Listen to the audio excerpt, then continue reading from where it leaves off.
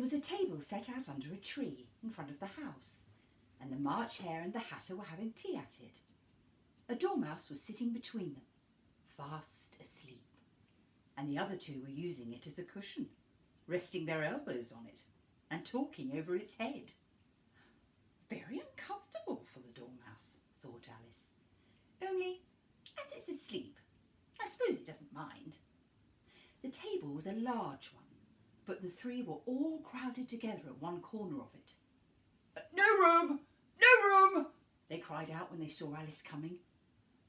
There's plenty of room, said Alice indignantly, and she sat down in a large armchair at one end of the table.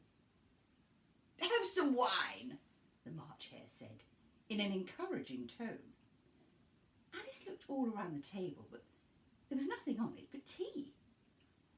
I don't see any wine, she remarked. There isn't any, said the March Hare.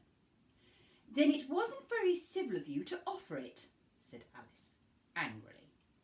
It wasn't very civil of you to sit down without being invited, said the March Hare.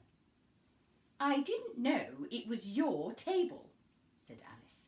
It's laid for a great many more than 3. Your hair wants cutting, said the Hatter. He'd been looking at Alice for some time with great curiosity, and this was his first speech. You should learn not to make personal remarks, Alice said, with some severity. It's very rude. The Hatter opened his eyes wide on hearing this, but all he said was, Why is a raven like a writing desk? Oh, come, we shall have some fun now, thought Alice. I'm glad they've begun asking riddles. I believe I can guess that, she added aloud.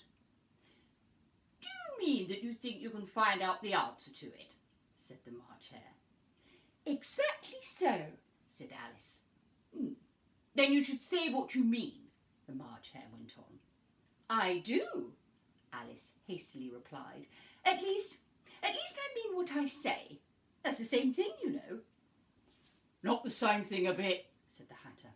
You might just as well say that or see what I eat is the same thing as I eat what I see.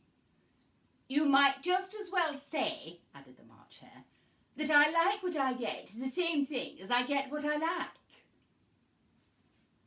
Oh, you might just as well say, added the Dormouse, who seemed to be talking in his sleep, that I breathe when I sleep.